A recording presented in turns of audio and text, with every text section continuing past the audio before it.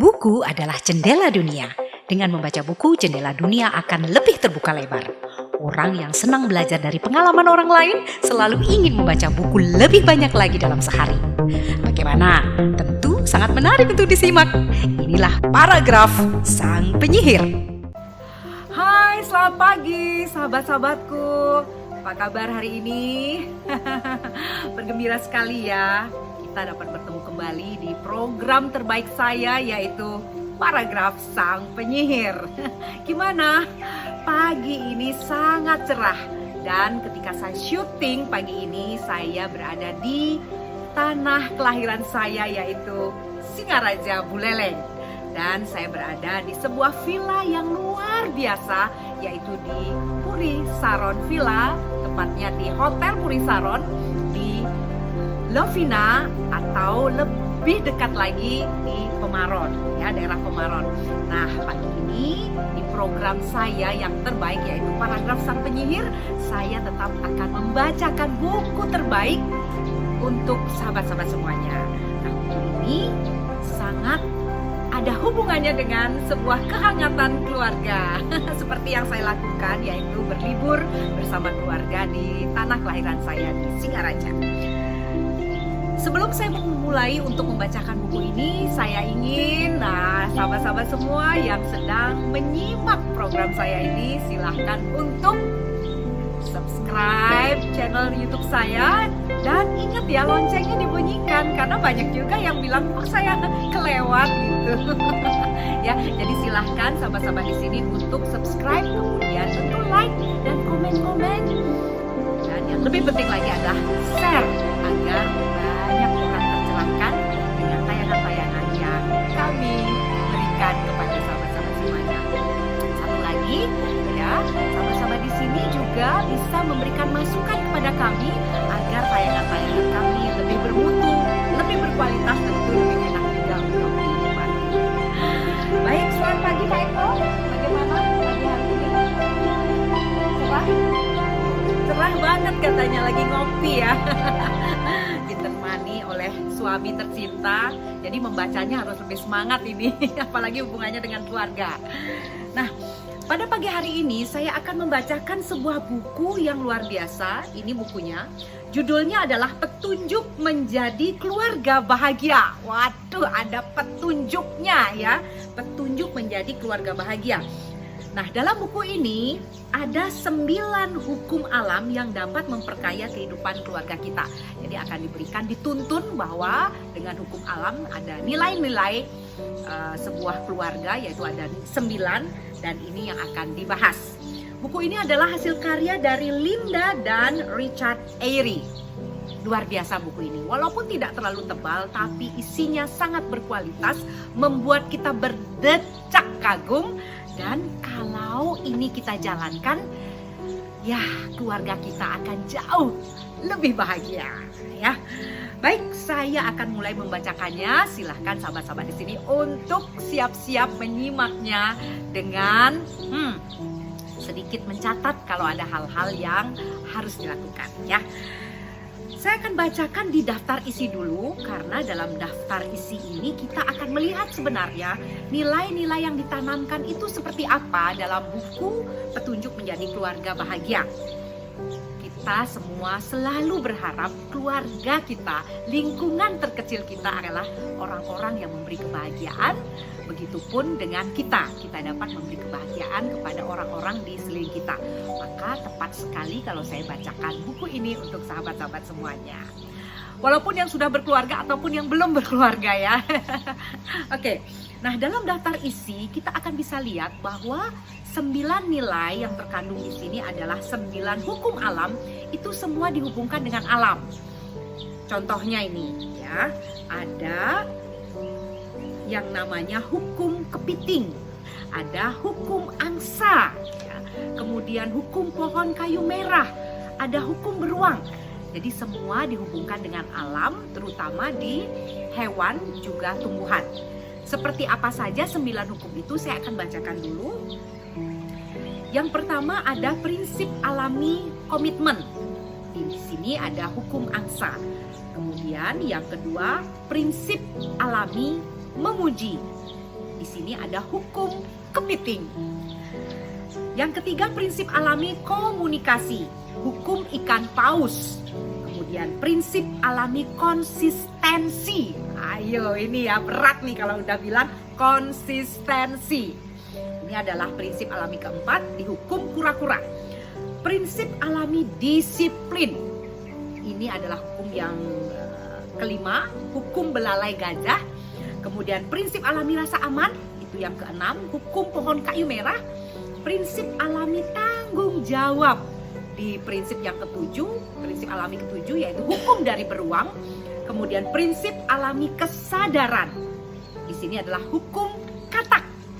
Dan yang terakhir adalah prinsip alami kebebasan, hukum kutu. Jadi kesembilan ini semua berhubungan dengan hewan dan sebuah pohon ya. Ada satu pohon yaitu hukum pohon kayu merah.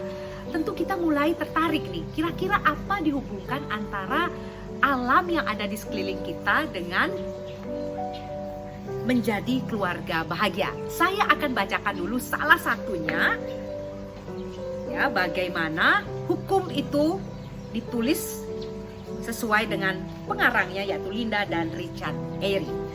Kira-kira sahabat-sahabat di sini di antara kesembilan itu apa yang paling ingin? Ya, apa yang paling ingin untuk dibahas? Kalau saya sih, kalau Pak Eko apa di antara kesembilan? Hukum kayu manis katanya. Nggak ada kayu manis ya.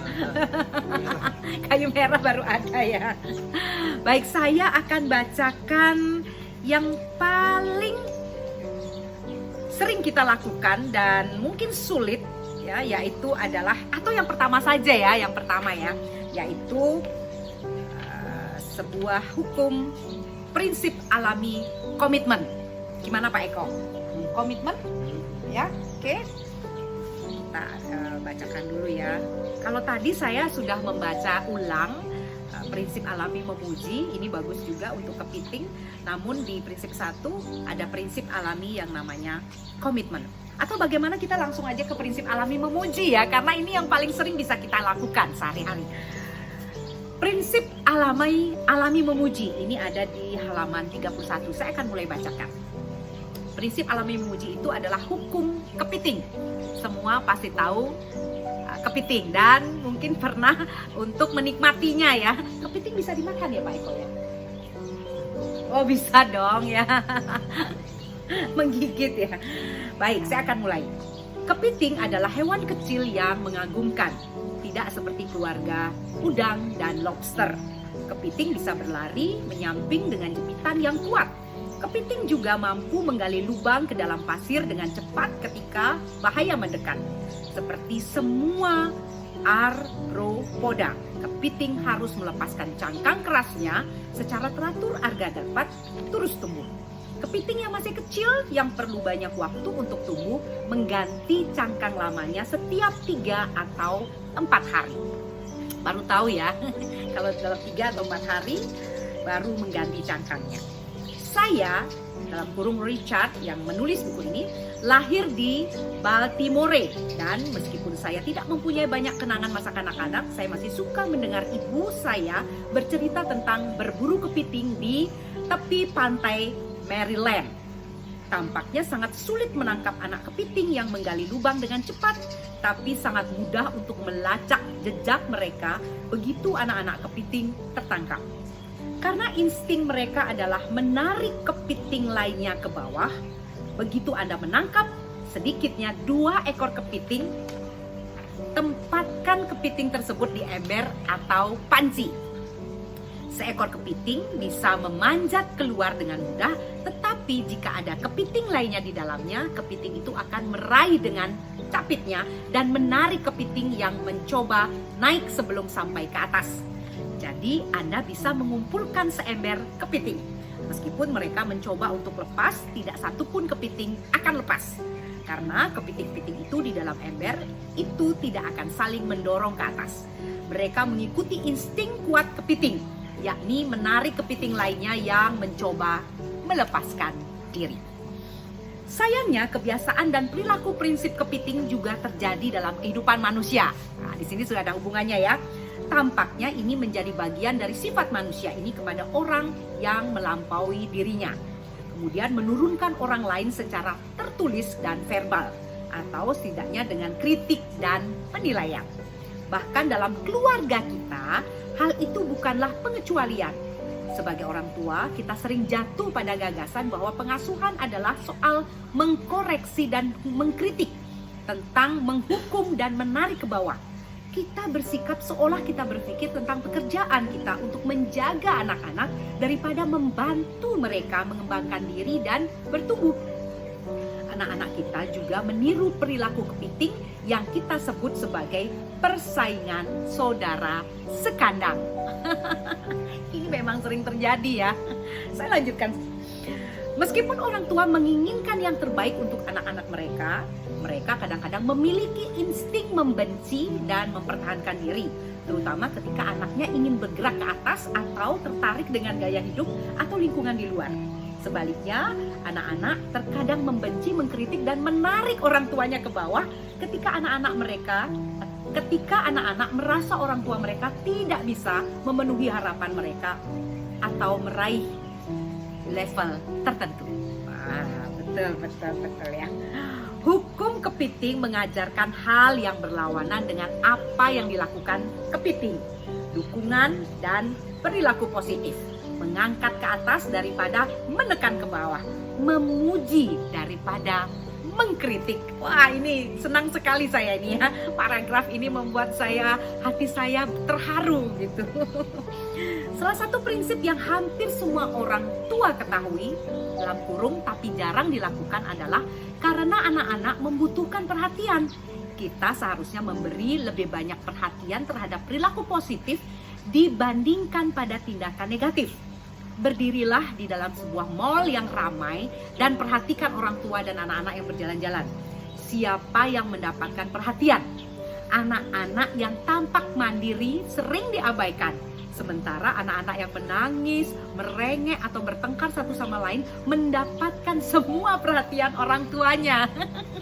Ayo, siapa sahabat-sahabat di sini yang berperilaku persis seperti yang dituliskan oleh penulis buku ini ya? Lebih perhatian kepada anak-anak yang cerewet ya, yang menangis, meronta-ronta ya. Saya lanjutkan. Pola ini sulit diubah. Tapi inilah upaya yang berharga karena fakta sederhananya adalah pujian akan efektif sedangkan kritik tidak efektif. Wah, ketahuan ya sekarang ya bahwa sebenarnya pujian itu benar-benar merupakan hal yang sangat efektif sedangkan kritik tidak efektif ya. Tepuk tangan dulu untuk buku ini. Baiklah sahabat-sahabat semuanya, bagaimana setelah saya bacakan halaman 31 dari prinsip memuji, bagaimana hukum kepiting yang sudah dijelaskan ya. Banyak sekali memang dalam kehidupan ini ketika orang berperilaku negatif, kita akan cepat sekali mengkritik. Sebagai orang tua, saya pun sebagai orang tua di sini harus introspeksi, mengkoreksi diri kita sendiri. Apakah kita lebih banyak memuji putra-putri kita atau kita lebih banyak mengkritik? Padahal untuk menjadi keluarga yang bahagia harus lebih banyak kita memuji, karena inilah yang lebih efektif daripada mengkritik. Dan jangan biasakan melihat hal ya, lebih melihat ke hal negatif kepada anak-anak kita. Maka kalau kita berkonsentrasi untuk melihat anak-anak kita negatif, maka biasanya yang keluar adalah kritikan. Sedangkan kalau kita konsen untuk melihat positif dari sisi putra-putri kita, maka yang keluar itu biasanya adalah pujian. Dan sekali lagi, pujian itu adalah efektif sesuai dengan buku yang ditulis oleh Linda dan Richard Eyre ya.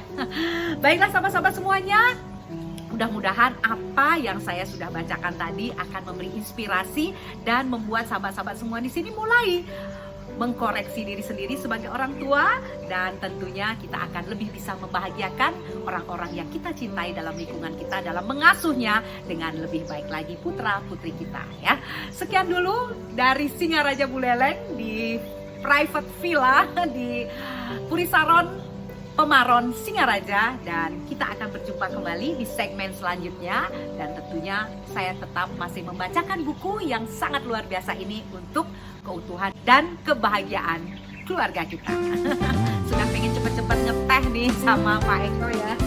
Baik, sampai di sini dulu. Selamat pagi, selamat liburan kalau hari ini adalah hari libur ya. Dan tentunya ingat, kita harus mencintai keluarga kita dan mengasuhnya dengan bahagia, dan mereka juga mendapatkan kebahagiaan dari diri kita.